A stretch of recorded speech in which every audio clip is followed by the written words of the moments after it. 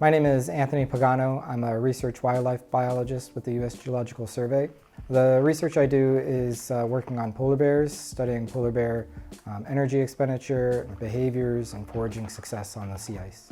This is in the spring where temperatures can get down to -20, -30 degrees Celsius. So it's pretty inhospitable. It'd be almost impossible for a researcher to be out on the sea ice in those conditions for an extended period of time.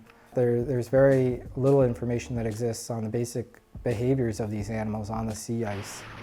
And so the video camera collars actually provide us actual insight into what the bears are doing on the sea ice, what their typical activity patterns are, how active they are on the sea ice, how often they're actually catching seals, how often they're actually spending trying to catch seals, and how often they're actually encountering other bears and other behaviors that they might exhibit on the sea ice that, for us as researchers, we have very few opportunities to actually see.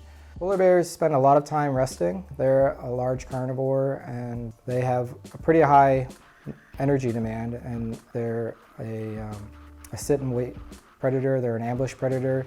So typically they locate an area where they expect the seal to be in the area using a breathing hole, and they'll either stand by that breathing hole, or they'll lay down by that breathing hole, or sit by that breathing hole, and they'll basically just rest in that area. It can be for minutes to hours to almost half a day.